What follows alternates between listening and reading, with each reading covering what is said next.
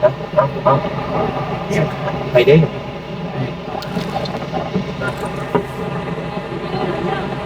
ลงเด้อลงเด้อลงเด้อวะโอ้ยไปเอิดบ่ลงนะไปกูเลยถ่ายคลิปไปไอ้น้ำเด้อขอไม่ดูสวัสดีเด้อไอเมฆคุณรอสวัสดีเด้อบ่าวน้องสบายดีเด้อพ่อแม่พี่น้องผู้ใหญ่ใจบุญทุกท่านสบายดีFCพังไทยพังลาวอยู่ต่างประเทศหรืออยู่ในบ้านก็ขอสบายดีและสวัสดีเบิร์ดสุขุสุขคนเด้อสบายดีอ๋อโธ่เริ่มสบายดีเนาะเห็นยังเห็นยังร้านซื้อบ่กำลังแล้วเฮ็ดกินเราเฮ็ดกินเพราะว่าหิวเขาเองคือเขาเลย แต่งโอ้กินมักแตงบ่เป็นยังเอาเราเอาหม้อมักว่าอยู่เอาหม้อแล้วสบายดีเด้อนะบ่าวน้องสบายดีเอาหม้อแล้วเลยเอาเราคือ ช่วยนะฮะลงไปทำไอ้ง่ายโอ้ยหน่อยจะกินไงเสียส่วนกาแฟโหดแท้นั่นนี่บ่วะเลี่ยนทงมาเรียนตรงเลยนี่ระยะบัญชีบ่สูตรใหม่สูตรใหม่บางทีกันมันสิกลายเป็นหน่อยนะบ่แบบแบบเวลาเฮ็ดคือแบบลายๆโอ้โหเลยเนาะสาวยังเลือด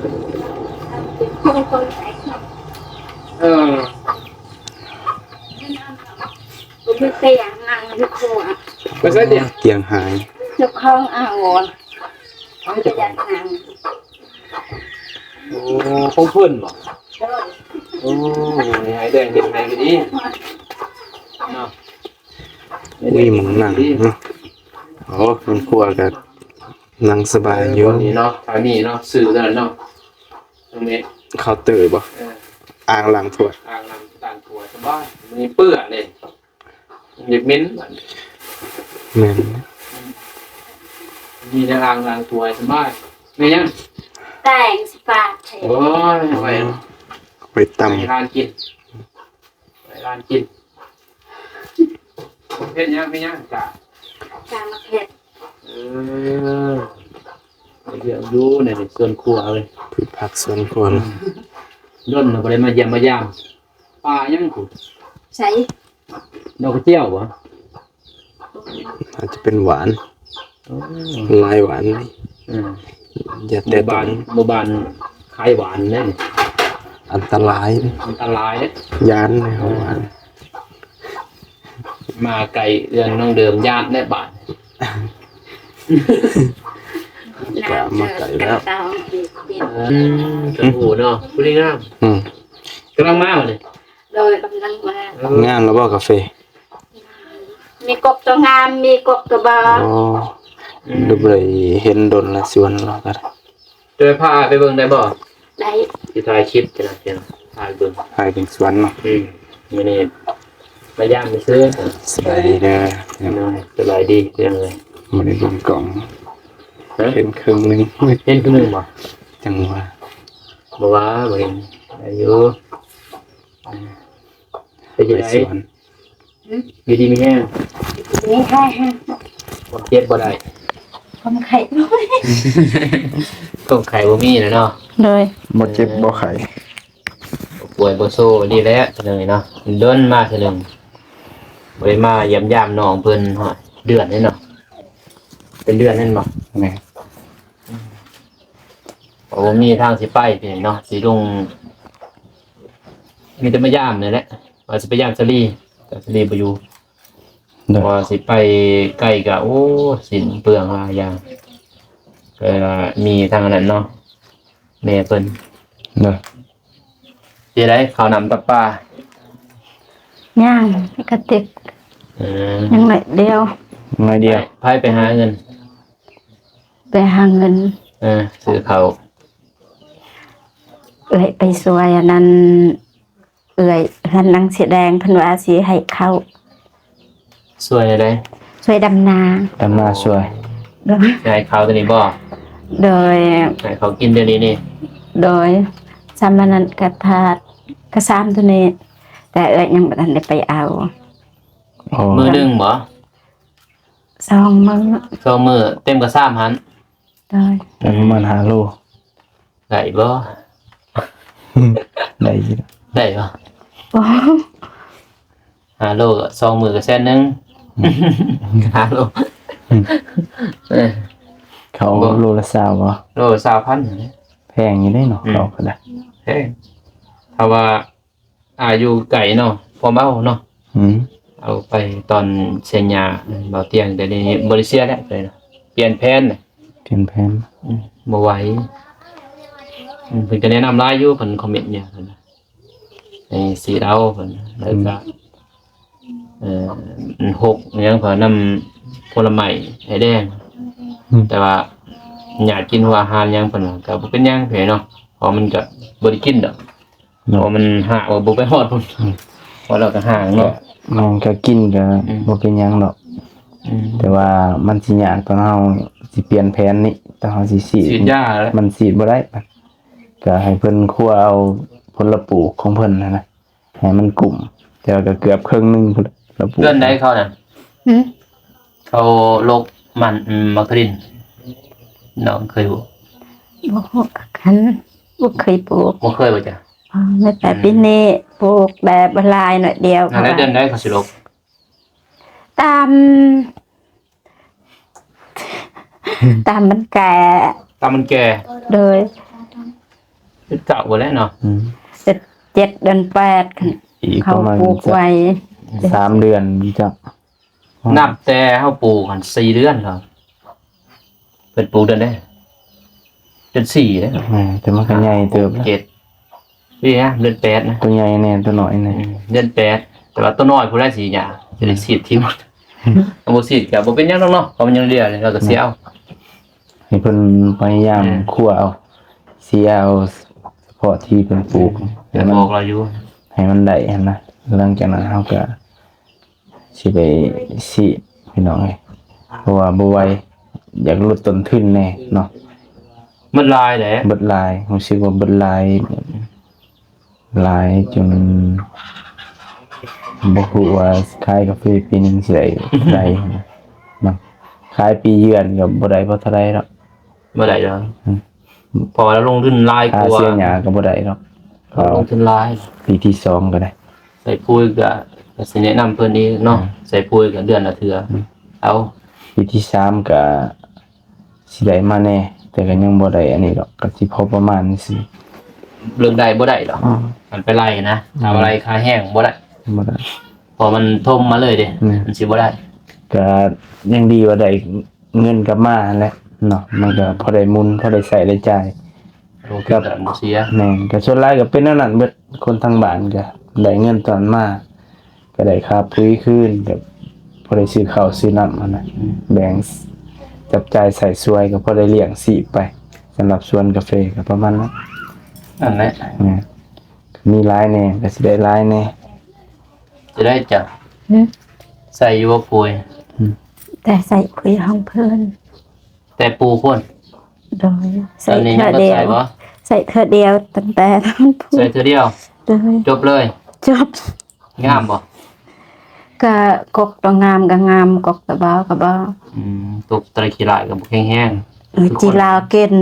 ที่เรากิน ๆ แตกงาวันแล้วบ่ บางกกกระแตกบางกกกระยัง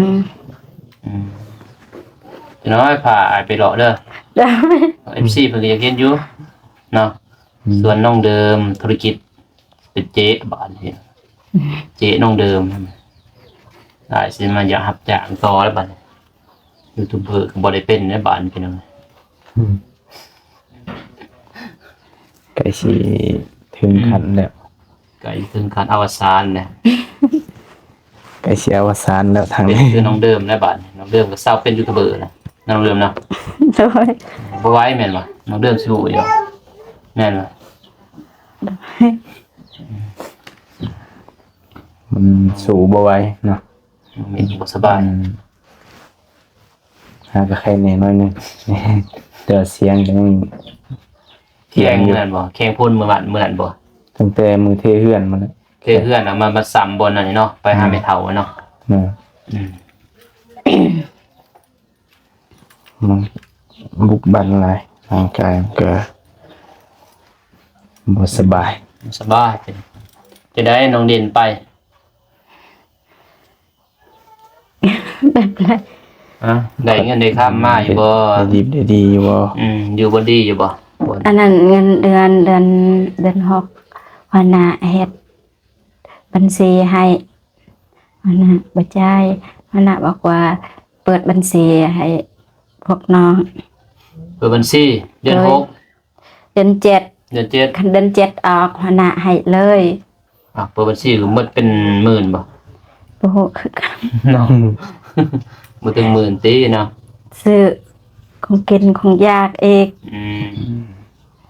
แต่ว่ากินน้ำเพิ่นบ่อยู่น้ำเพิ่นกินน้ำเพิ่นหมดบ่ บ่ อ่า กินนอนบ่พี่ กินนอนบ่พี่ บ่ จ่ายเอง โดย บัดนี้เฮ็ดเวียนได้น้องเด่นไปเฮ็ด เด็กเสิร์ฟ เด็กเสิร์ฟฮอด เด็กเสิร์ฟ อย่าให้ไปเด็กเสิร์ฟอยู่คือโรงร้านเบียร์บ่ได้โรงเบียร์จะบอกแบบนั้นบ่ โอ้โหเห็นแล้วนั่นน้องปรุงลงบอนหานอาหาร อาหาร โดย อาหารก็อาหารเด้เนาะร้านเบียร์เนาะ อาหารแต่บ่มี เบียร์ บ่มีเบียร์บ่ บ่ โอ้กับเขาซื่อ คะแนนอยู่คะแนนนั้นอันตรายเนี่ย อยู่ในผับบ่ อ่า ไฟไหม้ ที่เกิดเหตุนั่นแหละพี่น้องเนาะบ่าวนุ่งก็บ่ได้ออกมาแสดงความยินดีนำเขาไหมแสดงความเสียใจพี่เนาะนำเขาขอโทษด้วยว่าผิดแสดงความเสียใจนั่นแหละที่เกิดขีดผ่านนั้นเนาะ ใครก็เป็นให้เกิดหรอก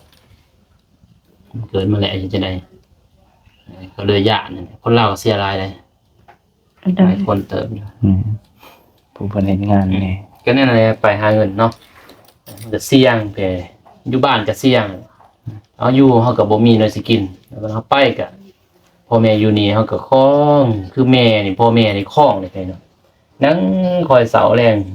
งแนมเบิ่งหนทางคือมื้อใดลูกสิมาเมื่อใดลูกสิกลับเดี๋ยวนี้ยังคะแนนมีโทรศัพท์แม่นบ่ โดย คือสมัยตะกี้เนี่ยบางคนไปบ่เห็นหน้าคือนี่พี่น้องบ่นุ่งก็ยังบ่เห็นเลยไปเนาะจักสิติดต่อใด หายสาบสูญบ่ ๆแต่บ่าวนุ่งเองก็เป็นยูทูบเบอร์อยู่แต่บ่ฮู้ว่าสิหาแต่บ่ฮู้หน้าตาเพิ่นแบบใดนะเป็นญาติพี่น้องทางบ่าวนุ่งนี่แหละเพิ่นก็ไปโอ้แต่บ่าวนุ่งยังนิดหน่อยบ่ทันเกิดกำลังยังนิดหน่อยประมาณ2ปี3ปีนะเฮาก็บ่ฮู้ดอกสำนั้นแม่นบ่ โดย ในหน่อยคือน้องเอวาในหน่อยบูยังดอกแม่นบ่ซ้ำนั้น โดย แต่เพิ่นไปเพิ่นก็เป็นนับถือบ่น้องนับถือเพิ่นก็เป็นระบ่าวนี่แหละแม่นแต่เพิ่นไปทำงานอยู่ไทยใช่บ่ไปทำงานตะกี้ก็แบบบ่แม่นคือเดี๋ยวนี้เลยเนาะเฮ็ดใบครบแม่นบ่ เนี่ย สมัยตะกี้สิไปบ่มีใบเพียงเนาะผมมันบ้านนอกนะบ่เป็นเศษดอกเนาะจักสิแบบใดบ่ได้ฮู้ได้ตะกี้เลย มีแต่ไปแล้วเห็นบัตรขาวท่องเที่ยวได้เลย บางครั้งก็แบบหลบละลีอย่างและยัดเข้าใส่คือเขากวดนั่นแมันบ่ ก็เห็นจับคะแนนอยู่จับได้นี่บ่ถูกจับอันนี้ไปบางทีหมู่ไปเฮ็ดเวียกอยู่ทะลมทะเลเนาะคือเป็นข่าวไปนั่นแหละไปบนดีก็ดีจังบ่ โดย ก็เลยบ่ฮู้เลยเดี๋ยวนี้พอดีถืออยู่ประมาณ3-40 ปีแล้วเนี่ยก็ว่าเราอยู่ก็เราก็ยังอยู่พอเป็นรุ่นน้องของพ่ออายเป็นรุ่นน้องนี่ บางทีก็สิยังอยู่ แต่ก็พุ่นแหละทำมาหากินเนาะสร้างครอบสร้างครัวอยู่พุ่นแล้วก็เป็นพุ่นก็แล้ว เราก็อยู่บนเลยกับครอบครัวเพิ่นอยู่บนเลยนะถ้าว่าเพิ่นบ่นั่นก็คือเพิ่นก็เสียเนาะบ่ฮู้ ไง แต่ก็เฮ็ดอยู่เด้เฮ็ดกองบุญกองยัน โอ้โหเฮ็ดบุญให้บ่ เฮ็ดบุญให้พอความเชื่อเฮานะ โดย ถ้าว่าเฮาเฮ็ดกองบุญกองยันแล้วก็เพิ่นสิกลับมาถ้าเพิ่นบ่ตายพอตอนเดี๋ยวนี้มันก็ทันสมัยแม่นบ่ แม่น มีแต่เพิ่นผู้เดียวแหละเพิ่นสิฮู้พี่น้องเนาะเพิ่นสิฮู้ญาติพี่น้องชื่อแบบนั้นแบบนี้แต่ว่าเฮานี่บ่ฮู้แล้วเพิ่นสิอยู่ไสแต่เพิ่นน่ะสิฮู้อยู่แม่นบ่ โดย คือน้องเดนไปนั่นแหละเจ้าบ่ โดย สมมุติน้องเดนบ่มาเนาะบัดเจ้าได้ลูกได้เต้าเนี่ยลูกเต้าเพิ่นบ่ฮู้เลย ม่นบ่ลูกเต่าจ้ะเนาะแบบนั้นเด้โดย ว่าใส่เด้ดะเบาหรือผู้ใดดะเบาบ่ฮู้นะบ่เห็นหน้าแม่นบ่สมัยตะกี้ฮอดผู้เพิ่นบ่มีเป็นถ่ายอยู่ใส่ ก็เลยว่าน้องก็บ่ฮู้แพ้เดี๋ยวนี้ตามหาก็ซื้อมีอยู่ซื้อแต่ว่าน้องก็ลืมแล้วซื้อแล้ว เนาะ แต่ว่าก็มีพี่น้องไปทำงานอยู่ไทยก็เลยว่าสาบสูญเลยพี่น้องบ่เห็นเลยเด้ เนาะ แต่เดี๋ยวนี้ก็สบายอยู่เนาะ โดย บ่ไปว่าจ้ะ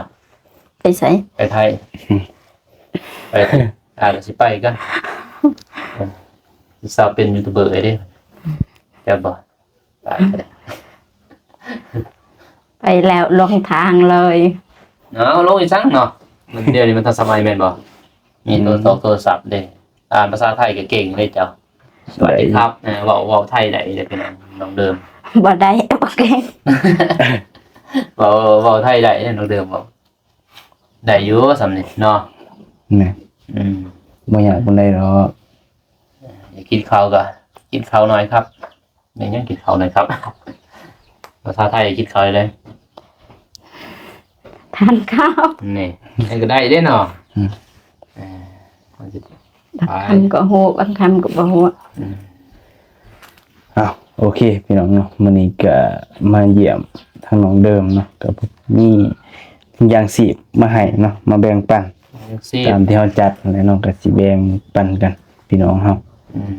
ให้แต่ละครอบครัว มันก็ ไป บ่มีดอก เนาะ ไอ้ก็เบิ่งเด้ แม่ เกลือเป็นนัวยังใส่กล่องแต่ว่าซอยแล้วก็ซอยอีกเพิ่นว่าก็น้องเพิ่นบ่มีอีหลีนะ โดย มันขาดคืนนี่เฮาก็ไปหาเลือกคนที่เฮาเบิ่งขาดคืนนี่นอนนะแต่ว่าซอยแล้วก็ยังได้ซอย แต่เบิ่งยังมาจอบมาเบิ่งคือเก่าอะนี่เนาะ โดย คือแบบทางพี่น้องทางทีมงานอยู่ลาวกลางเนาะเพิ่นก็ยังไปจอบไปเบิ่งอะนะ มาเจาะมาซองในดนเทื่ออย่างเนาะ ดนเทื่อเนี่ย ของก็มาฝากเนาะก็เป็นหักเป็นแพงเป็นอ้ายเป็นน้องเนาะก็บ่ได้คิดหยังหลายเนาะหักแพงกันก็ ทีมในปะ โดยบริทีมในปะดนก็มาเยี่ยมเนาะหลายๆครอบครัวที่เฮาซอยเนาะคือเฮาเมื่อบ้านแล้วก็ไปเยี่ยมน้องหนูแล้วก็ไปทางทงไว้ก็มีหลายคนเนาะ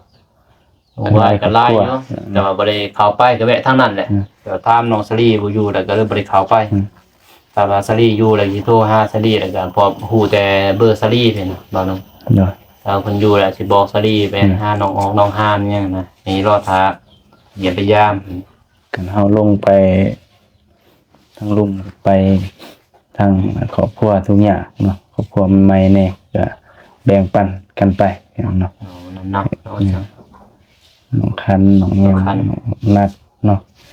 หลายๆคนพี่น้องก็แบ่งปันกันไปพอได้พอได้กินเนาะพอได้บรรเทาก็กลุ่มเป็นเดือนพุ่นแหละสุดหนึงก็เกลือปลาแดกแป้งนัว ไปซื้อเป็นแสนป้า2แสนเลย แม่น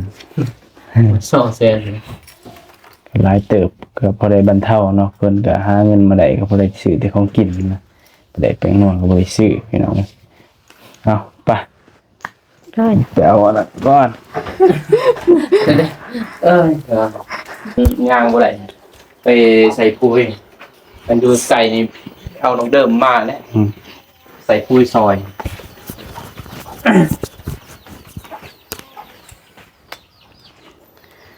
บ่าว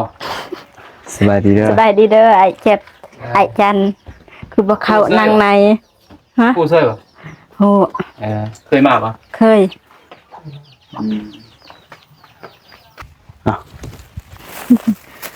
ใจหลายๆเด้อไอ้เมฆ อันนี้บ่าวมาฝากแต่ก็เป็นของแม่ใจดีเนาะเพิ่นอยู่ฝรั่งเศส โดย เป็นฝากเงินมาให้นะบ่าวจัดเป็นถุงยางชีพเสื้อสีเกลือปลาแดกแป้งนัวแล้วก็แบ่งให้เนาะก็เลยเอามาแบ่งให้น้องเดิมแน่ โดย พอได้นั่นแหละพอได้กิน เนาะก็มีแต่ฝากขอบคุณใจแม่เพิ่นเนาะ โดยจังใดก็ขอบบุญขอบคุณเด้อแม่ที่ฝากเครื่องมาให้น้องเดิมก็ขอให้แม่อยู่เย็นเป็นสุขสุขกายสุขใจความเจ็บอย่าได้ความไข้อย่ามีให้หังให้มีโศกให้มานี่ลำมีรวย ให้อายุของมันคนยืนตลอดปีตลอดไปเด้อแม่สาธุ ครับ อกใจหลายๆทางไอ้เมกแต่ค่ะนาบ่าวไอ้เจ็บไอ้จันที่มาเยี่ยมมายามน้องดื่มขอให้สุขภาพแข็งแรงเบิดสุขสุขคนเด้อสาธุ ขอบใจละลายอ่ะไปกินเด้อ เด้อ อ่ะมันเอาเข้ามา